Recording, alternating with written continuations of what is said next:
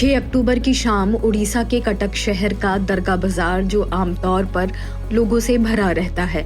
दुकानें खुली होती हैं, बच्चे घूम रहे होते हैं और सड़क पर खाने पीने की रौनक होती है।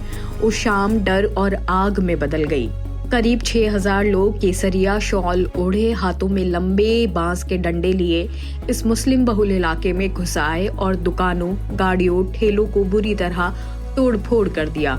सोशल मीडिया पर जो वीडियो सामने आए वो साफ दिखाते हैं कि यह हमला कितना बड़ा और कितना प्लान था। वो सड़क जो एक दिन पहले तक हलचल से भरी थी, अगले ही दिन राख में बदल गई। स्थानीय लोगों ने द ऑब्जर्वर पोस्ट से बात करते हुए बताया कि तनाव की शुरुआत 2 दिन पहले हुई थी, जब दुर्गा प्रतिमा के विसर्जन का जुलूस दरगाह बाजार से गुजरा। जुलूस में शामिल कुछ लोगों ने तेज डीजे बजाए और वो भी ठीक दरगाह के सामने।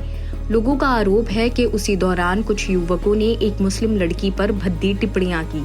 इस बात से माहौल गर्म हो गया। कुछ मुसलमान आगे बढ़े और उनसे कहा, आवाज थोड़ा कम कर लो, दरगाह के सामने से शांति से निकल जाओ। लेकिन सामने से जवाब आया, हम नहीं मानेंगे।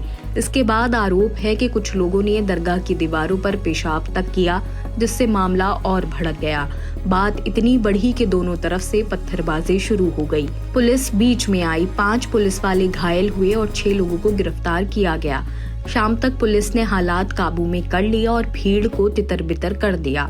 स्थिति को शांत करने के लिए 5 अक्टूबर की शाम 7 बजे से इंटरनेट बंद कर दिए गए, जो 7 अक्टूबर रात 7 बजे तक बंद रहा। लेकिन तनाव यहीं खत्म नहीं हुआ। विश्व हिंदू परिषद ने पुलिस पर आरोप लगाया कि उसने जुलूस पर हुए हमलों को नहीं रोका। इस आरोप के साथ सोमवार 6 अक्टूबर को उन्होंने 12 घंटे के बंद का ऐलान किया। उसके अगले ही दिन यानी रविवार शाम करीब 6 बजे एक बड़ी भीड़ दरगाह बाजार इलाके में दाखिल हुई और तोड़फोड़, आगजनी और हिंसा शुरू कर दी। हमने इनमें से ज्यादातर लोगों को पहले कभी नहीं देखा था। वो हमारे इलाके के नहीं थे।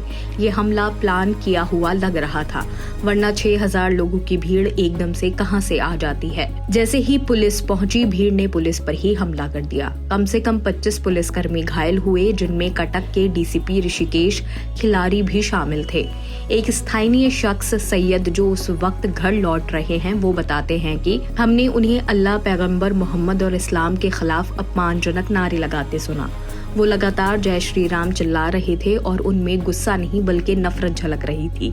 सैयद ने आगे कहा, मैं एक मुसलमान के तौर पर अब खुद को असुरक्षित महसूस करता हूँ।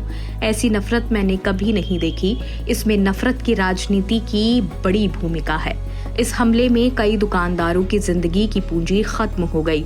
सुहेल, जिनकी 2 दुकानें थी, वो बोलते हैं कि मैं लंच करने गया था, शाम को लौटा तो सब जल चुका था। मेरी 3 लाख की दुकानें राख में बदल गई हैं। वो दुकानें मैंने सालों की मेहनत से खड़ी की थी। दूसरे दुकानदार जैन कहते हैं, उन्होंने दुकानों को देखकर निशाना बनाया। जिन दुकानों पर ओम या जय श्री राम लिखा था, उन्हें हाथ नहीं लगाया, बाकी सब जला दी गई। कुल 24 दुकानें ज्यादातर मुसलमानों की आग के हवाले कर दी गई। ठेले, खोमचे पूरी तरह जल गए। सिद्दीकी, जो खाने का ठेला चलाते हैं, वो बताते हैं कि वो ठेला ही मेरे परिवार की रोजी था, वो भी जला दिया गया। हमने किसी से झगड़ा नहीं किया था, फिर भी हमें सजा मिली।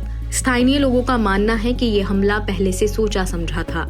उसी दिन के झगड़े का बदला लेने के लिए डॉक्टर विश्वजीत गांधी, जो गांधी पीस फाउंडेशन से जुड़े हैं, उन्होंने कहा, ये पूरी घटना पुलिस की नाकामी और पूर्व नियोजित योजना का नतीजा है। पुलिस ने उस जुलूस को मुस्लिम बहुल इलाके में जाने दिया, जहां लोगों ने पेशाब किया, धार्मिक ढांचों को नुकसान पहुंचाने की कोशिश की और जानबूझकर माहौल बिगाड़ दिया। अगर पुलिस रोकती तो ये नहीं होता। गांधी ने आगे कहा कि राज्य में नफरत की राजनीति चल रही है। पुलिस और प्रशासन अक्सर बहुसंख्यक पक्ष के प्रति नर्म रवैया अपनाते हैं। पुलिस ने बाद में 6 मुसलमान और 8 हिंदू लोगों को गिरफ्तार किया। शहर में 2 दिन का कर्फ्यू और इंटरनेट बंदी लागू रही। दरगाह बाजार के लोग आज भी डरे हुए हैं। जिनकी दुकानें और गाड़ियां जला दी गईं, वो कहते हैं उन्हें डर है कि ये फिर दोहराया जा सकता है। सुहेल की आवाज भारी थी जब उसने कहा, हम सिर्फ मेहनत से जीना चाहते हैं, पर हमारी मेहनत की कमाई को आग लगा दी गई। हमें मुआवजा चाहिए ताकि फिर से कुछ शुरू कर सकें।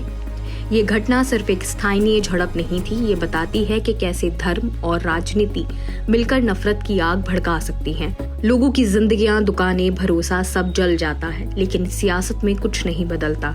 जब नफरत की राजनीति जीतती है तो सबसे पहले हारता है इंसान। कटक की इस घटना ने एक बार फिर ये याद दिलाया कि शांति, सम्मान और समझ ही किसी समाज की असली ताकत है।